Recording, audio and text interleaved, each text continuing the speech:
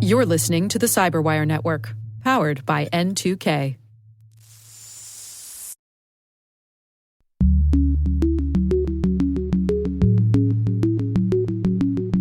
Can some of these ideas about individual liberties and individual rights, which reach back to Enlightenment ideas, can they respond quickly enough to technology, which is just changing exponentially?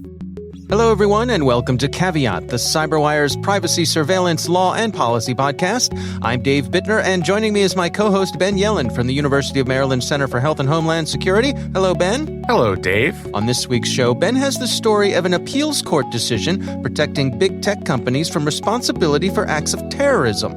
I look at a French surveillance company whose executives may find themselves in hot water. And later in the show, my conversation with Andrew Hammond, historian and chief curator at the International Spy Museum. While this show covers legal topics and Ben is a lawyer, the views expressed do not constitute legal advice. For official legal advice on any of the topics we cover, please contact your attorney.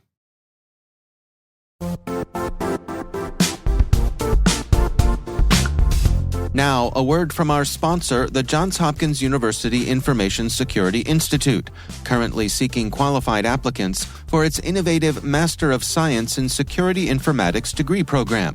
Study alongside world-class interdisciplinary experts and gain unparalleled educational, research, and professional experience in information security and assurance.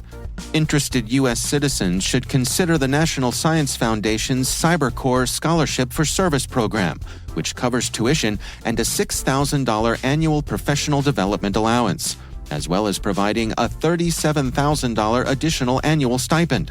Apply for the scholarship and the fall semester by March 1st. Learn more at cs.jhu.edu/MSSI.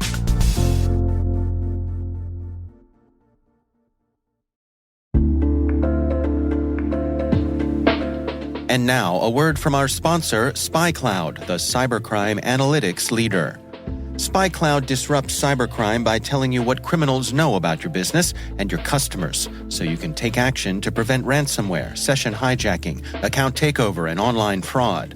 SpyCloud constantly recaptures and analyzes new data from the criminal underground, including credentials, session cookies, and PII siphoned from malware-infected devices. With knowledge of the specific exposed data criminals have in hand from InfoStealer malware on managed and unmanaged devices, security teams can respond with a more efficient and effective process called post-infection remediation that fits seamlessly into existing incident response frameworks. Get SpyCloud's post-infection remediation guide outlining the 7 steps for preventing a malware infection from becoming a full-blown ransomware incident.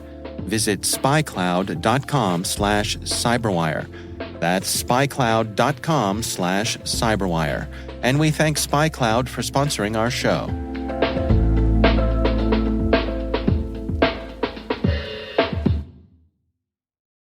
All right, Ben, we've got some interesting stories to share this week. Why don't you start things off for us? Yeah, and I'll note, Dave, that our stories this week kind of have a common theme, which I think is an interesting tack for us. And Right. I'd almost recommend it going forward. Just kind of worked out that way. It did, yeah, entirely by coincidence. So my story comes from originally a Twitter account I follow, a gentleman named Gabriel Maller, and he's someone I rely on to post interesting appeals court decisions on a variety of topics. And he alerted me to a decision from the Ninth Circuit, which is on the West Coast, that holds that the Communications Decency Act, specifically Section 230, largely protects the big tech platforms, Google, Twitter, and Facebook, from lawsuits claiming that they assist international terrorists, specifically ISIS, by allowing their platforms to be used by ISIS members and thus bearing direct responsibility or indirect responsibility for these terrorist attacks. So this is actually a consolidated case. There are 3 separate lawsuits here coming from 3 separate plaintiffs, each of whom had a family member that was killed in a terrorist attack. One of them was killed in France, one of them in Turkey, and one of them in the San Bernardino attack here in the United States. So the Anti-Terrorism Act doesn't just impose criminal and civil liability on terrorists themselves, which it does, but it also includes a provision that was added in recent years, about 5 years ago, that potentially imposes criminal and civil liability on anybody who gives substantial support or sponsors international terrorism. It was enacted as part of the Justice Against Sponsors of International Terrorism Act of 2016. So that includes secondary civil liability for aiding and abetting or conspiring to commit international acts of terrorism. What the plaintiffs are alleging here, and their cases are slightly different, but they're basically alleging the same thing, is that Google or Facebook or Twitter are secondarily responsible for these acts of terrorism because they allowed this content to be posted on their platforms, and because their algorithms promote additional content coming from these terrorist organizations. So, for example, Google, when you search for ISIS or ISIS-related material, will give you a mosaic of recommended searches for additional information on that topic. Right. They might lead you to additional terrorist recruitment videos. I was going to say, I think YouTube is most famous for this, of potentially taking you down a path that most people probably would be better off not going down. Yeah, the proverbial rabbit hole. Like, oh, I see you're interested in this type of terrorism. Can I interest you in this other type of terrorism?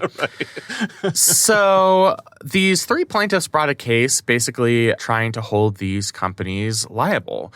And the Court of Appeals here, the decision is complicated, but it largely shields liability on the part of these tech companies because of Section 230 of the Communications Decency Act. That section says that companies cannot be held liable for the content that's posted on their platforms. That's very basic to what the Communications Decency Act and Section 230 does, and that's something we've talked about a million times. Yeah, and that's sort of like the phone company can't be held responsible for conversations you have over their network. Exactly. Yeah. So that's a long-standing principle. Where this gets interesting is things like an algorithm.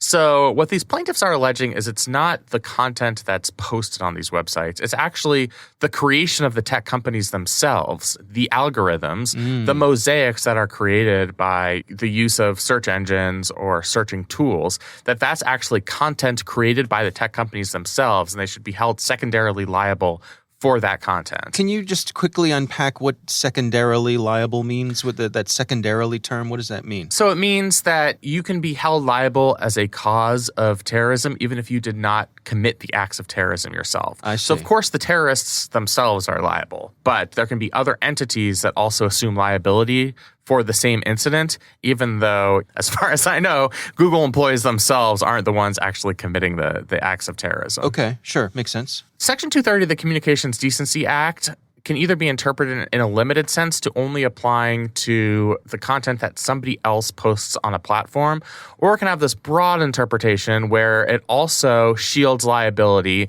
for algorithms or any of the type of search engine optimization type things that these tech companies create. That these are creations used for their own self-enrichment. They're not built for the purposes of fomenting acts of terrorism, and that these are things that are universally applicable. So the algorithms haven't been specifically designed to direct traffic to ISIS websites or whatever. Right. They are created. That's just what they do. Exactly. They are created for, so to speak, like a secular purpose, which is we want to make more money and just incidentally. We want to amplify engagement. Exactly. Unfortunate side effect of that from time to time is terrorist recruitment. Right. If it just happens that people are recruited and commit acts of terrorism causing mass destruction and death, then, we're just trying to make a little bit of money. What's the problem with that? Right. We have a responsibility to our stockholders. Exactly.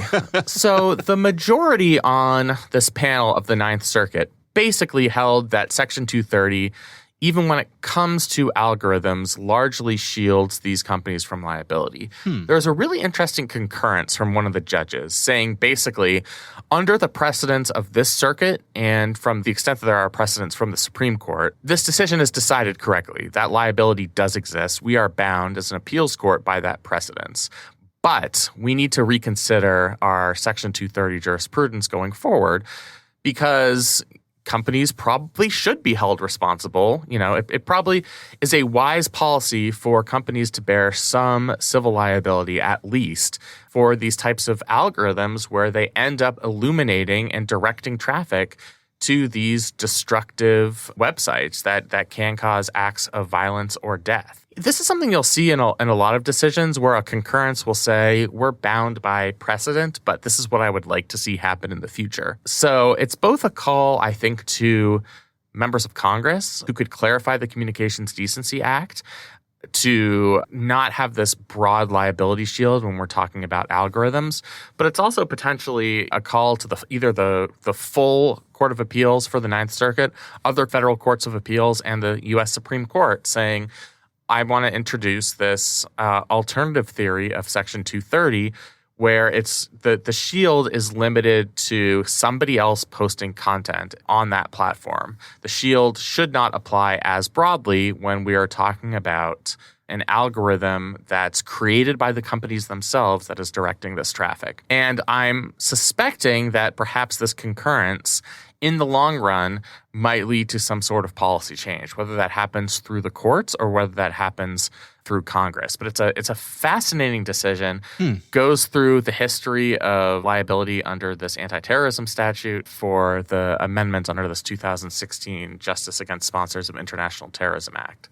What happens next now that this decision has been released? Does it go somewhere else from here? Is it settled? What's the machinations that occur next? So imagine you are taking a 6-hour road trip.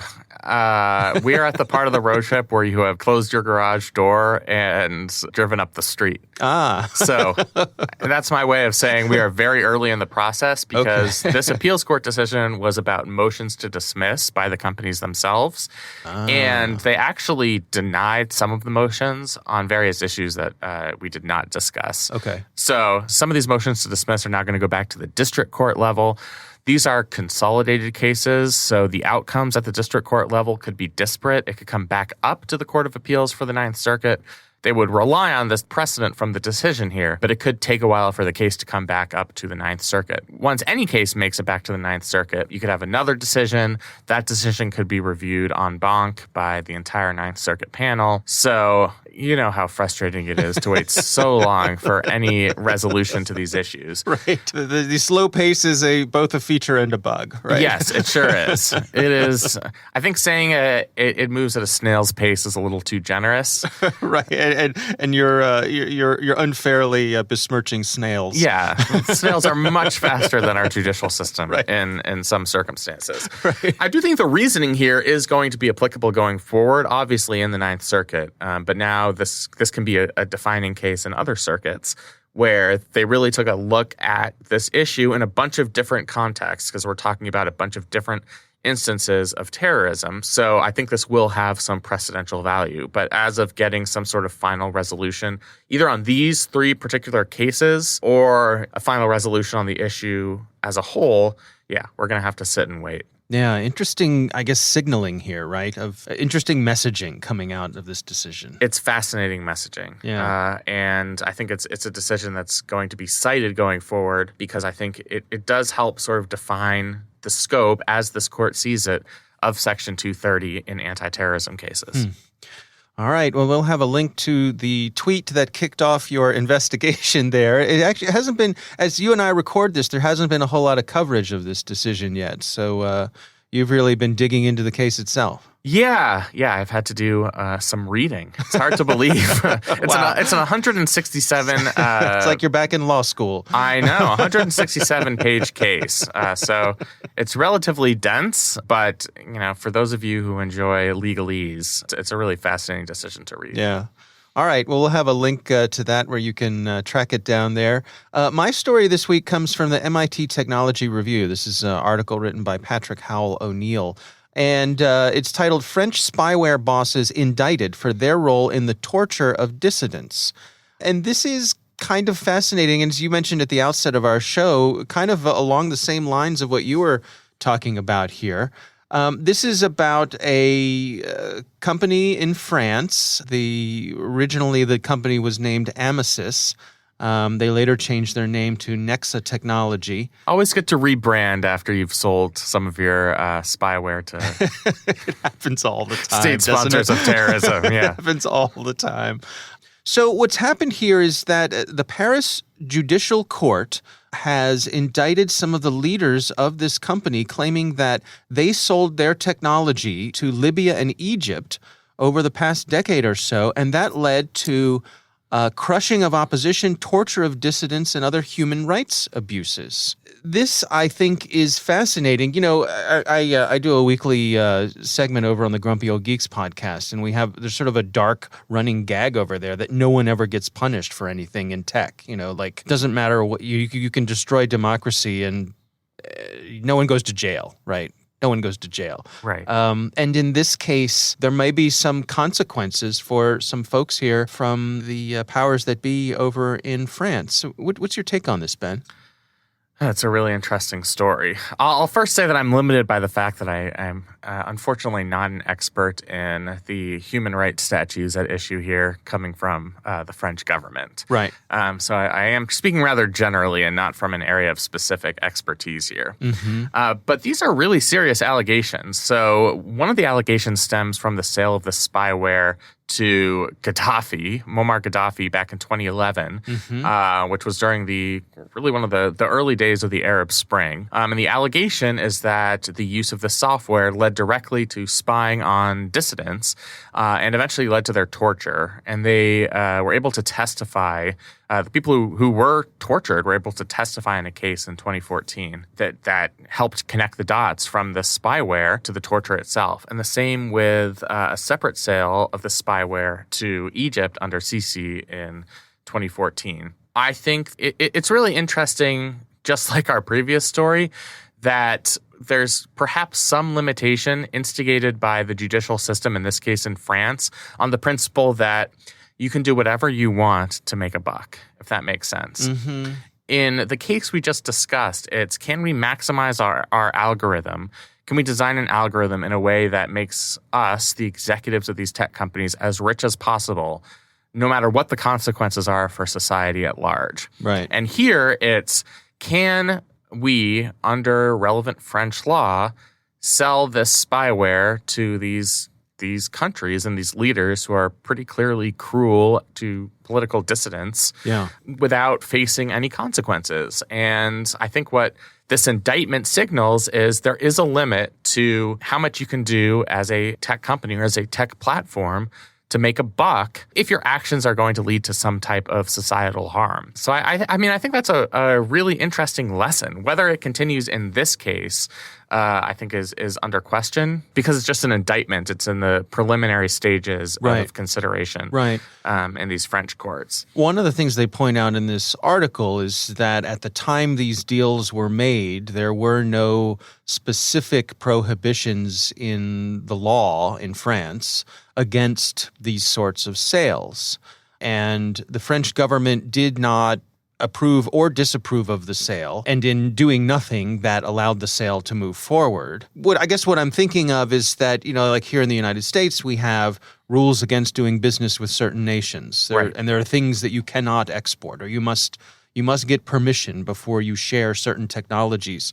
Famously, back in the 90s, there were certain types of encryption that were considered to be munitions, and you could not export them. I remember there was a story of a gentleman who famously tattooed one of the encryption algorithms on his arm and then traveled internationally to try to make a point that these restrictions were silly and not really and the algorithm enforceable. The tattoo fit on his arm? I'm a little surprised. Yeah. I don't know. Well, must have been a talented tattoo artist. Yeah, small text or large arms. Yeah. I don't know. But either way, it was just an interesting statement from somebody who kind of knew better. Let's say you're the head of a tech company here in the U.S., and you are a company who handles surveillance technology. What's your take on this story? My take is I should be careful who I sell it to, and I should definitely involve legal counsel because, yes, in the United States, based on various sanctions that we have, and frankly on the statute that we just mentioned in our previous story, you can be held liable to materially supporting either terrorist organizations or, in this case, state sponsors of terrorism. So there are consequences and there are limits.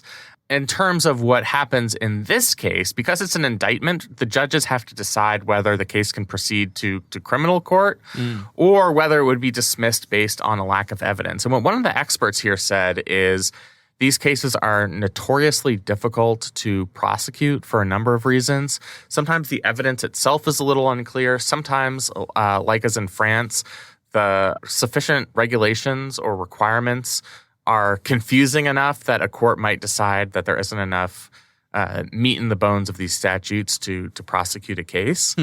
And corporations can exert political pressure on either judges or politicians to shield themselves from liability in these cases. I mean, they still carry a lot of political influence. Right. So I think anybody who's overly optimistic about holding these companies accountable, I think you need to kind of curb your enthusiasm, so to speak, Right. and wait to see whether this case actually proceeds. But I do think, if you work for a tech company in the United States and you see a case like this, I think this is a warning sign that you need to have some level of care in sales, in procurement, in order to make sure that you're not doing business with either terrorist organizations or state sponsors of terrorism that are enemies of your own country. Yeah.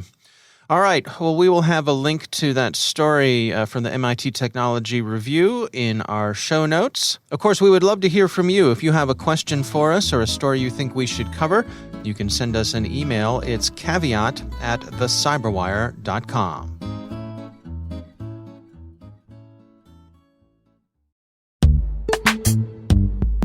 This episode is brought to you by Palo Alto Networks, the leader in cybersecurity.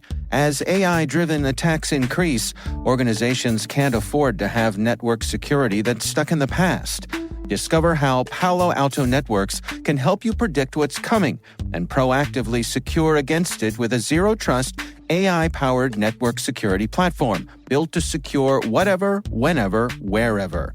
To learn more, visit paloaltonetworks.com/network security platform.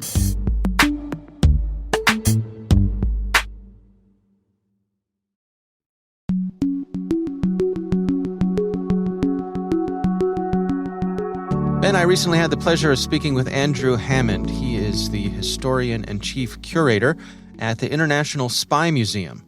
Here's my conversation with Andrew Hammond. Today we are talking about this notion of freedom versus security online and in the real world. You wrote this interesting piece with your co-author Richard Aldrich about Obama, the NSA, and U.S. foreign policy. Can we just start there with a little bit of level setting about some of the backstory of how we have managed that tension between security and freedom? I think it's a big question that goes to the heart of debates about modern democracy and modern liberalism, the security of the state, the security of the enterprise, the umbrella under which people within that state live, and then also their own individual rights, their own individual freedoms, their own sphere where they can live their lives out without anyone, looking over their shoulder or telling them what to do. So if we think about the American Revolution, that was in some ways a response to what was perceived as overweening government leaning too heavily on the citizens or reaching too much into their lives. So if we think about the technological changes that have taken place since then, I think one of the main tensions is, can some of these ideas about individual liberties and individual rights, which reach back to Enlightenment ideas, can they respond quickly enough to technology, which is just changing exponentially? So if we think about that journey over time, we could think about during the Civil War, we could think about Abraham Lincoln suspending habeas corpus. We can think about World War II or the period just afterwards, the House Un-American Affairs Committee, McCarthyism. There's always this tension within American history, which is one of the things I'm most interested about, between individual freedom and between the freedom of groups and government. If there is no government, if there's no American state, then in many ways that's a guarantor of freedom. But how much power should that state have? Quite often people that man the government think that they need more power, and quite often people that are not in the government think that the government should have less power. So how does all of that cash out? How does all of that play out in the end? Well, in your writing, you've brought up a couple of events that really brought this to the fore.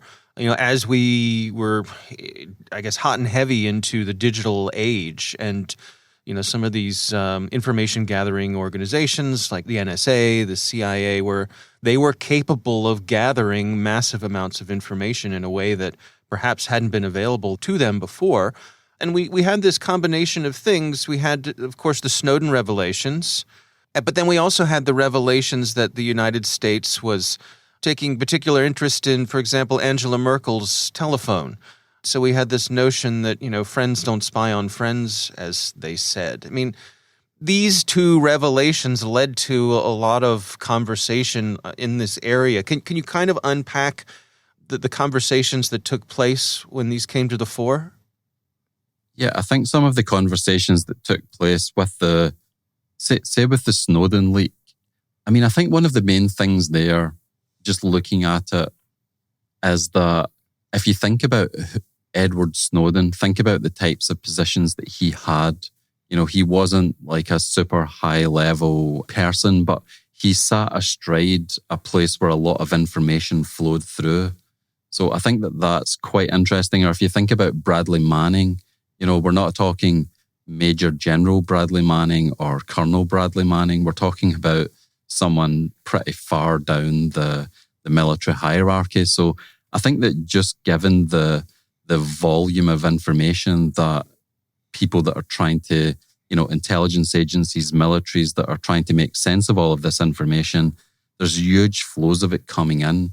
And I guess it's easier to hack into in many ways because the amount of people that are exposed to it can be much greater and the volume of information that's passing through can be much greater.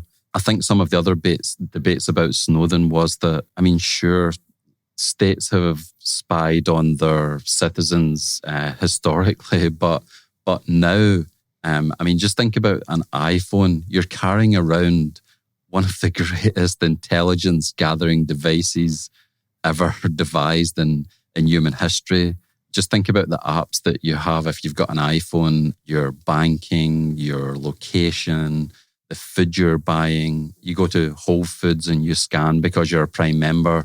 People can probably deduce from what you're buying at Whole Foods. They can probably have insights into your education level, where you may live, your age, a whole variety of different things. So the potential of the information and the volume of information is huge. I don't think that Western societies have confronted some of the implications of the information age for the way that they do business, which is traditionally pretty slow, pretty labyrinthine, and very bureaucratic. We're in a very different kind of information space, and I don't think that government 2.0 has necessarily arrived as of yet. And on the spying with friends, I think that's a really interesting one because, this is something historically that has always happened. Britain spied on America in the run-up to World War I. The Americans spied on the Japanese during peace negotiations in the 1920s. The Germans spied on their Italian allies during World War II. So this goes on all the time. You can almost say that this is the default position. I think that very rarely you have this unique constellation of events that create a place where this doesn't happen. So one of the places that it's said not to happen is with the SIGINT relationship with Britain and America and within the Five Eyes community. So they're said not to snoop on each other, but historically they sometimes have. So we've got a very unique kind of setup of affairs, but I don't want to make it sound like, oh, well, I've researched this and I'm a historian. And of course, I'm just pouring cold water on every concern that everyone has because, I just know more. It's not about that. It's just, if you just look at it, look at the evidence, states historically have spied on each other apart from very rare occasions. Think about the amount of your listeners that have been in a relationship or a marriage, and the marriage, one of the main ways they break down apart from communication is through trust. And trust is a very difficult thing to maintain over a long period of time. So just like it is for couples, how many people have not just looked over the shoulder of what a partner's doing online? How many people have not wondered what their text messages are doing? So just as between couples that share a house, share a mortgage, have the same kids, just like trust can be difficult for them, it can also be very difficult for allies like Germany and America. That's not to say that I'm not justifying it. I'm not excusing it. I'm just explaining it. Like this does happen and can happen and will happen. It strikes me as being kind of like, Casablanca, where I'm shocked to find out that there's espionage going on here, right? I mean... I think you should just assume that espionage is going on. Right. With the Biden administration, how do we see their approach being? I mean, I think it's fair to say things were fairly chaotic throughout the Trump administration. And so the Biden administration has the opportunity to sort of set their own level here. Are there any signals coming out of that administration so far? I think the first thing to say would be just, because I'm appearing on behalf of the Spy Museum, we try to steer clear of politics. So I don't want to get too much into Trump and Biden and so forth. I mean, I think there's a number of different ways of looking at the Biden administration. There's looking at Biden's backstory. So he was Obama's vice president for 8 years, and the article that you mentioned at the beginning of our chat was about Obama and Snowden and the NSA. So at the moment, because we're not that far into the administration, it's a little bit like reading the tea leaves, so we can look at he was vice president, but he could be his own man.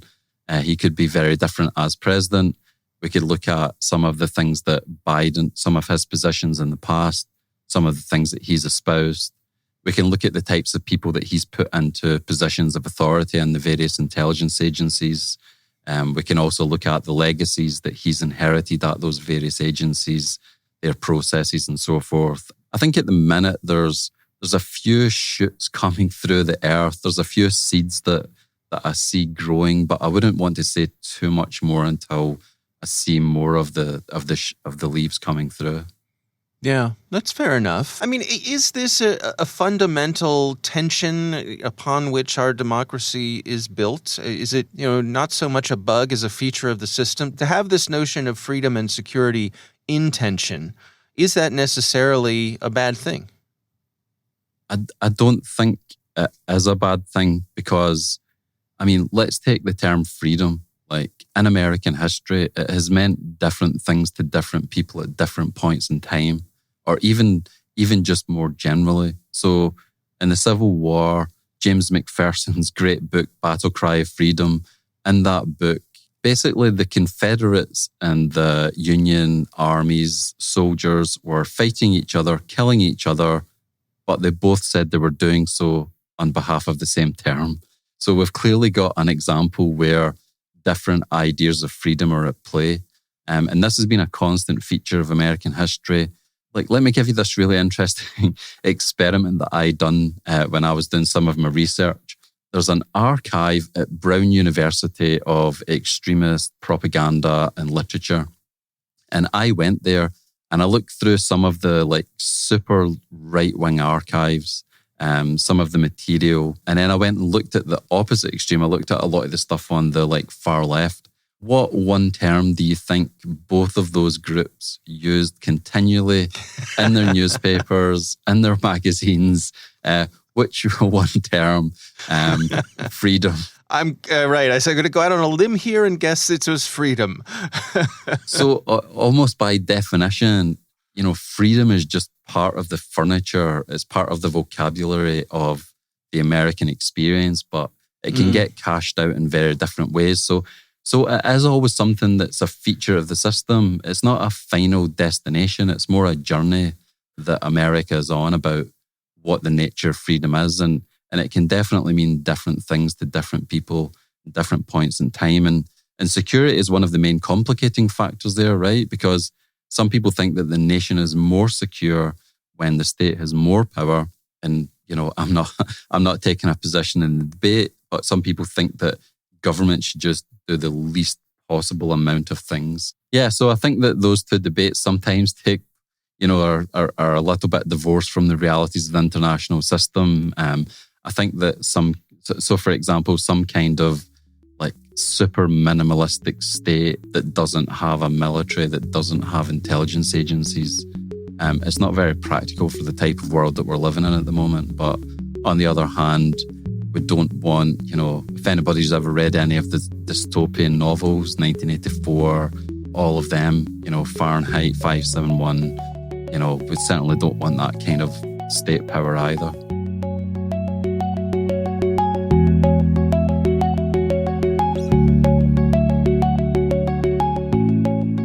Ben, what do you think? Have you been to the Spy Museum, Dave? I have, yes. In fact, for those who aren't familiar, they have it's a museum in Washington, D.C., and they recently relocated, I'd say, about a year before the pandemic shut us down. They greatly expanded, and it is, if you're coming to D.C., I'd put the Spy Museum on your must-visit lists of museums, especially if you have kids. It's really a lot of fun. It is. It's a very interactive museum. I went before they moved to their new location, but that's the first thing I would say. Highly recommend the museum. Yeah. Really interesting conversation. I think one thing that stood out to me is how much more we understand about surveillance in the last 10 years, starting with the Snowden revelations and then, with the additional revelations that we weren't just spying on our own citizens, but we were using surveillance techniques on our allies, people like German Chancellor Angela Merkel. Right. And I think that just kind of increased the awareness of the power of surveillance, how it's so pervasive and we don't know what we don't know. The fact that all of this information was leaked leads us to believe that there's a lot of information out there on surveillance practices that hasn't been leaked, that perhaps is more intrusive than anything we've heard about thus far. But I thought it was a really interesting conversation. Yeah. Well, our thanks to Andrew Hammond from the International Spy Museum for joining us. That is our show. We want to thank all of you for listening. The Caveat podcast is proudly produced in Maryland at the startup studios of Data Tribe, where they're co-building the next generation of cybersecurity teams and technologies. Our senior producer is Jennifer Iben. Our executive editor is Peter Kilpie. I'm Dave Bittner. And I'm Ben Yellen. Thanks for listening.